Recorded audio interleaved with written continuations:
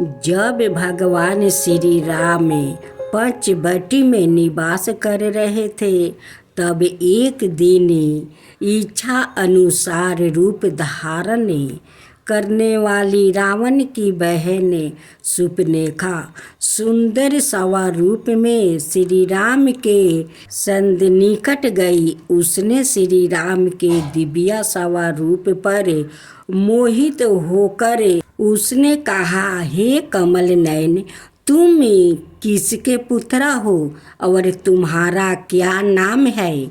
इस आश्रम में जाटा बलकल धारण कर क्यों रहते हो?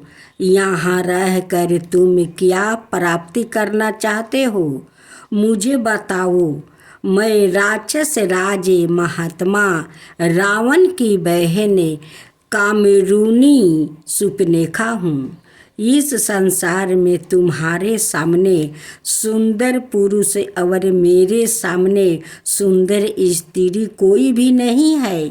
आज हमारा और तुम्हारा संयोग ब्रह्मा के विधान से हुआ है।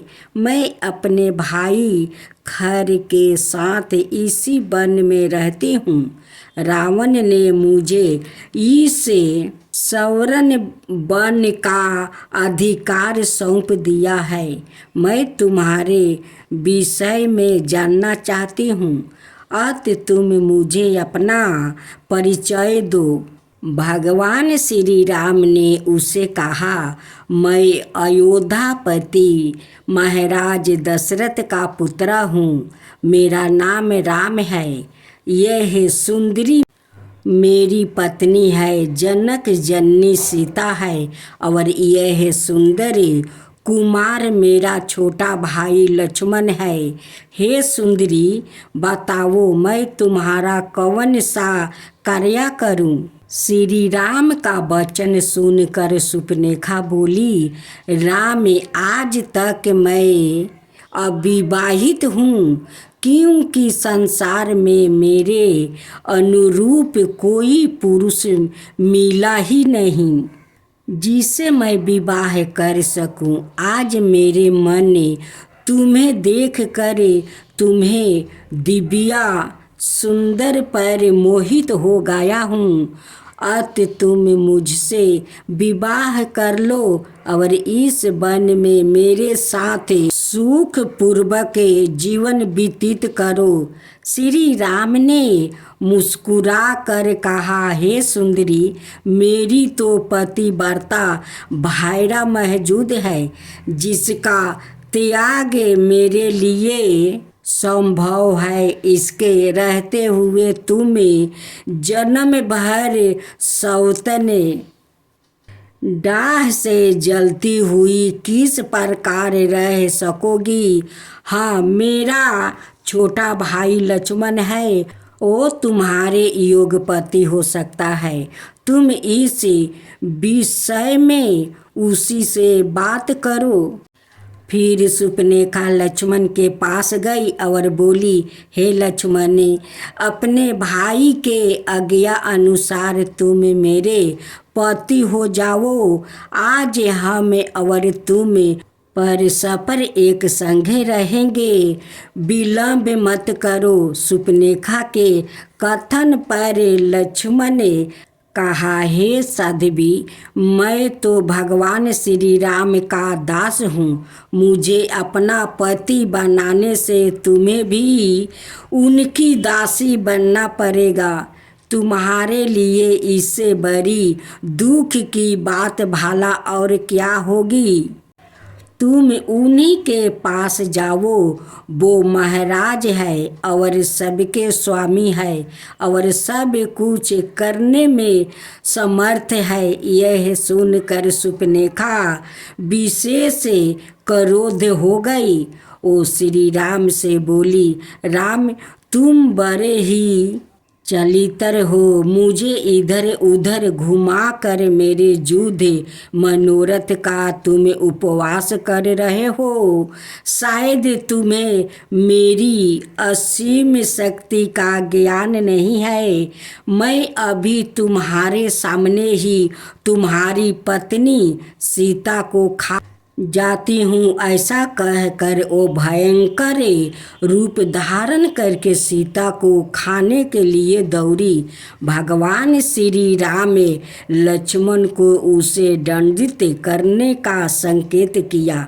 भगवान के संकेत करने पर श्री लक्ष्मण उसे और शीघ्रता से शूर्पणखा के सामने आ गए और बड़ी फुर्ती से अपनी तलवार निकाल कर उन्होंने उनके नाक के कान काट डाला।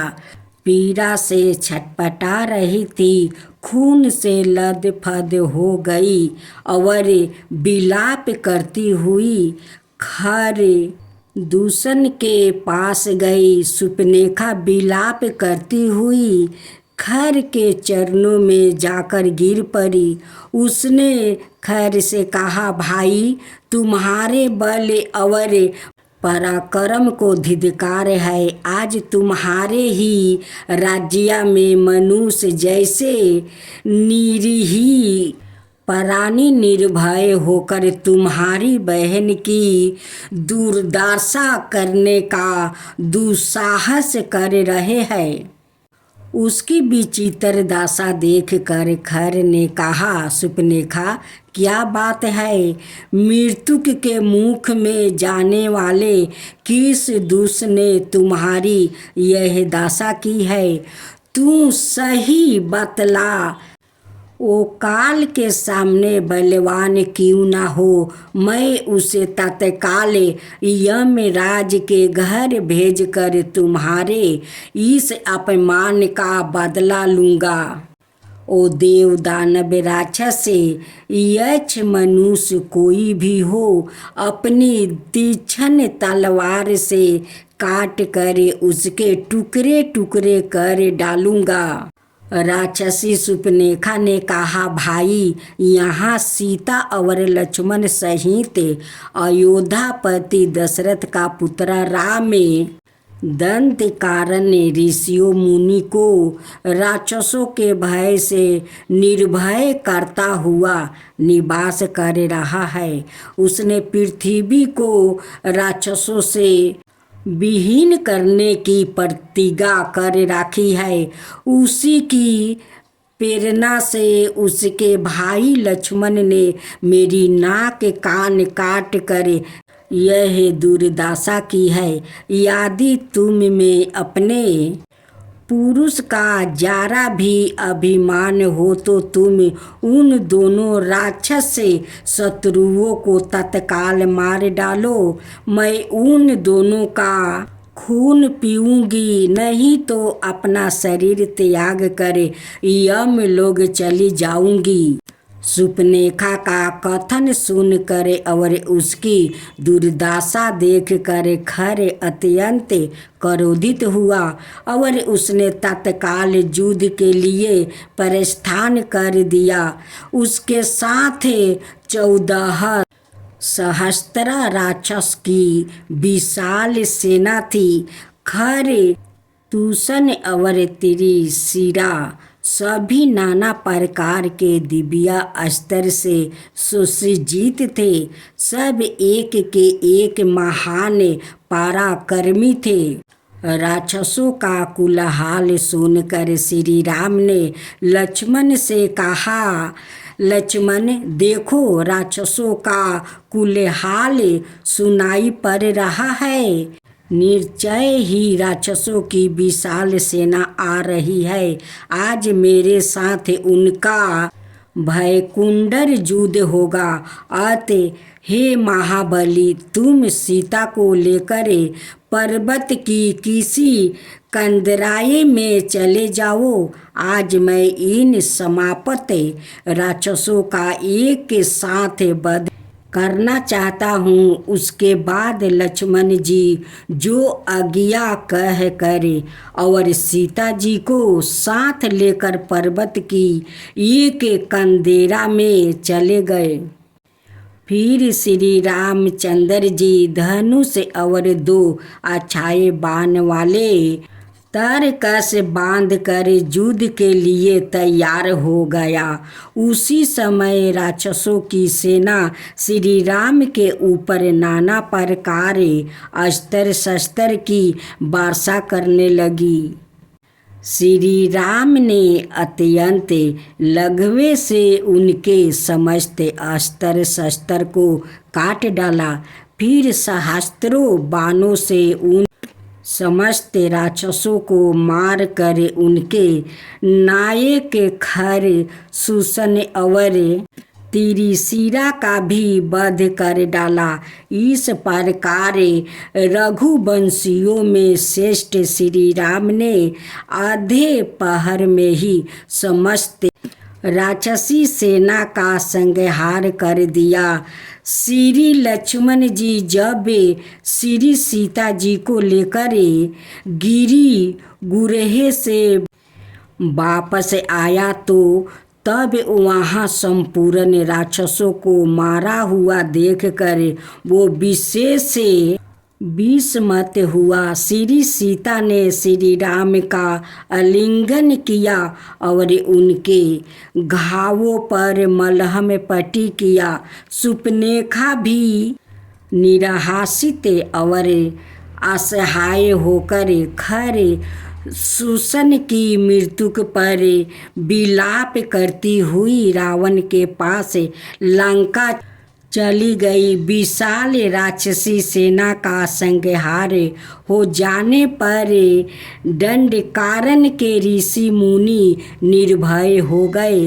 उन लोगों ने श्री राम के बल और पराक्रमी की बुरी बुरी परसाहस की।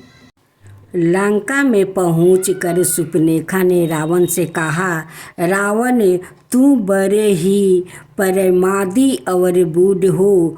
तुम मद्यपान और स्त्री संघ में असक्त होकर निपुंग हो गया हो।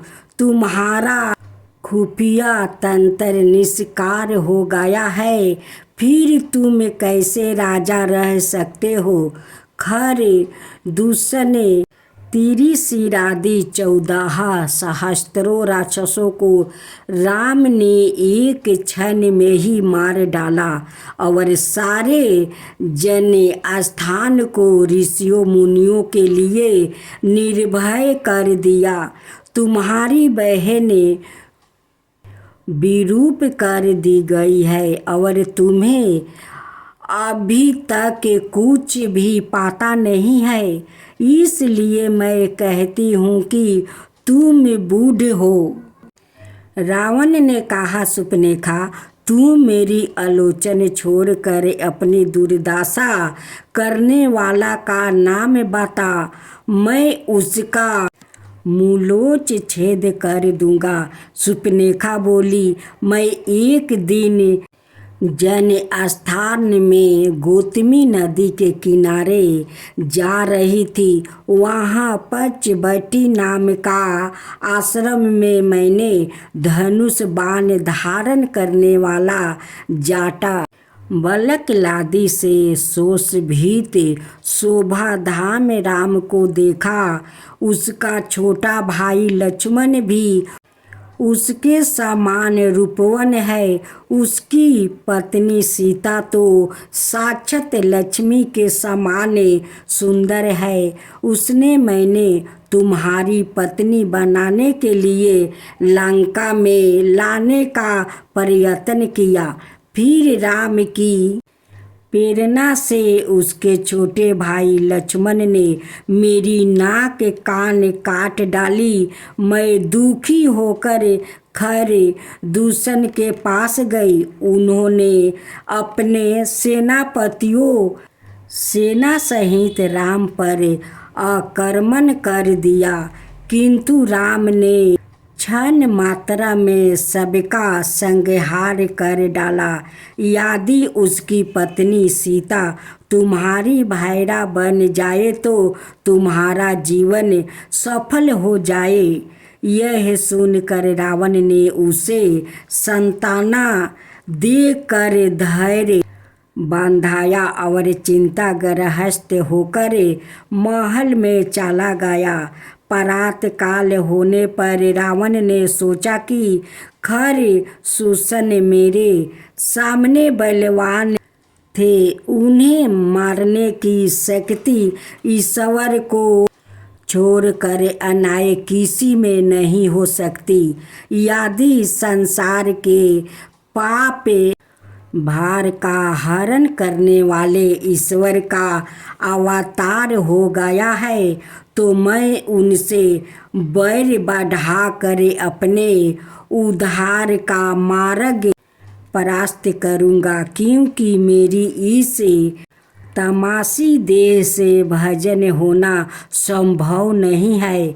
ऐसा सोचकर रावण अपनी योजना को कार्यारूप देने के लिए समुद्र के दूसरे तट पर निवास करने वाले मरीचि के घर गया। रावण को देखते ही मरीचि ने शीघ्रता से उठकर उसका आतिथ्य सत्कार किया और आने का कारण पूछा। रावण ने कहा, अयोध्या के राजा दशरथ का पुत्र राम इस समय दंडकारण्य के पंचवटी नाम का स्थान में अपने छोटे भाई लक्ष्मण और पत्नी सीता के साथ निवास कर रहा है। उसने मेरे भाई खर सहित 14 सहस्त्र निरपराध राक्षसों का वध करके दंडकारण्य के ऋषि मुनियों को निर्भय कर दिया। बिना किसी कारण के उसने मेरी बहन सुपनेखा की नाक कान काट कर उसे अपमानित किया है।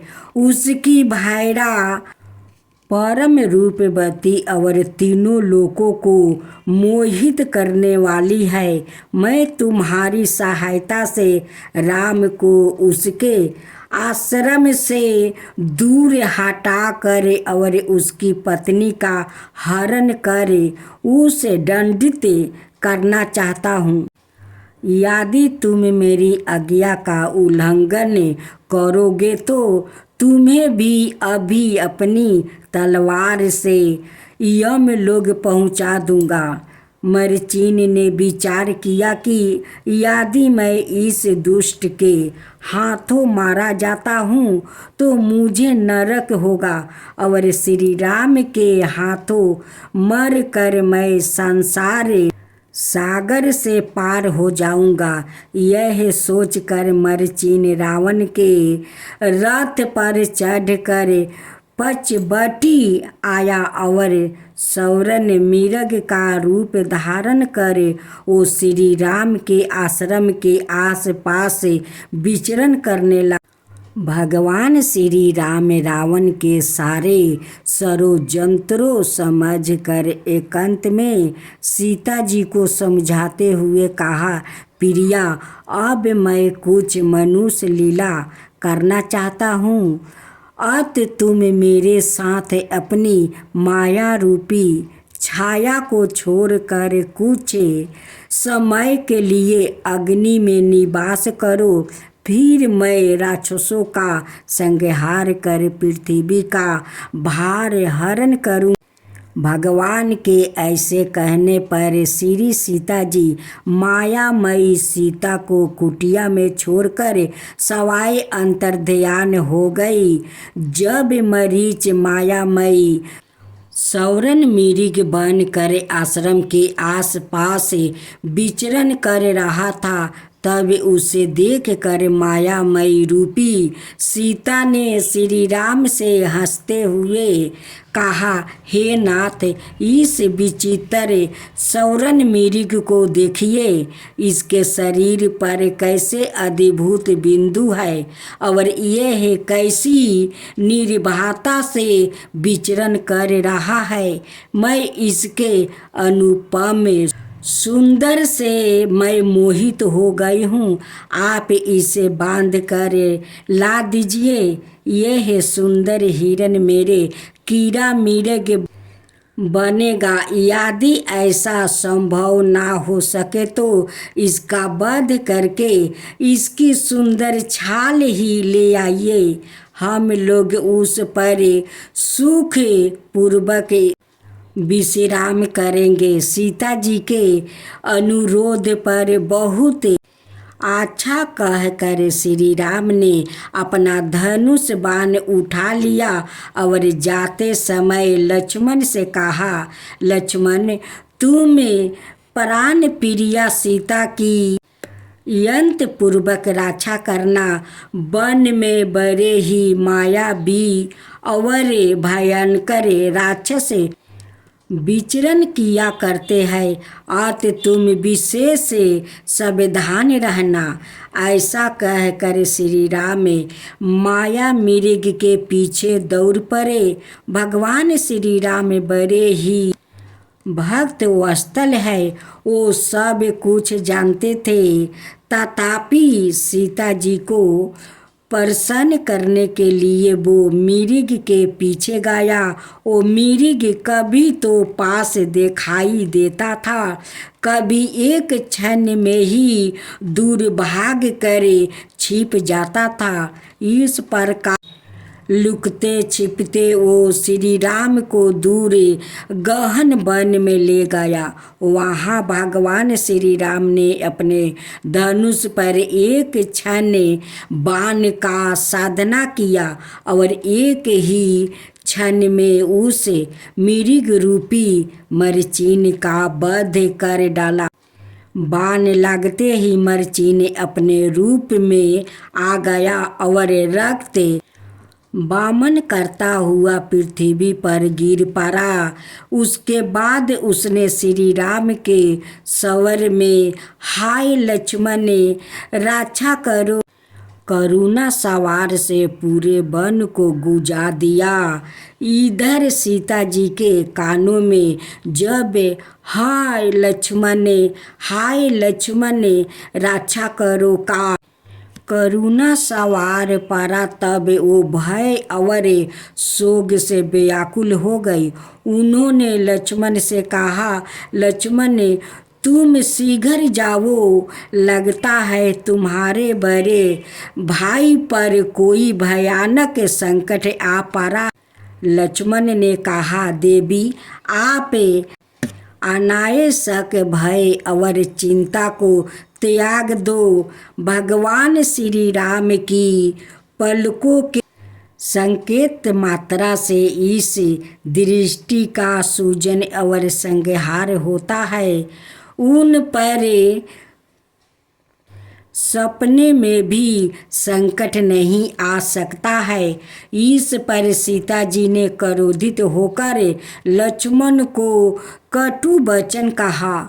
उसके बाद लक्ष्मण दुखी मन से सीता को वन देवियों को सौंप कर चले गए। उसी समय मौका पाकर रावण ने भिक्षु भेष में सीता के पास आया और भिक्षा की याचना। सीता जी ने कंदमूल आदि देकर भिक्षक का स्वागत करना चाहा, किंतु उसने भिक्षा लेने से इनकार कर दिया और कहा, मैं विश्वा मुनि का पुत्र राक्षस राज रावण हूँ। अब तुम मेरे साथ लंका चल कर ऐश्वर्य सुख का उपभोग करो। उस वनवासी राम में क्या रखा है। उसकी बातें सुनकर सीता जी ने कहा, दुष्ट, तू ठहर जा। अभी मेरे पति अपने भाई के साथ आते ही होंगे। सिंह की पत्नी को खरगोश ले जाए, यह संभव नहीं। थोड़ी ही देर में श्री राम के बाणों से छितरा बितरा होकर तू यम लोग चला जाएगा। सीता जी की बातें से क्रोध होकर रावण ने उन्हें उठा लिया और अपने रथ में डालकर आकाश मार्ग से लंका की ओर चल पड़ा।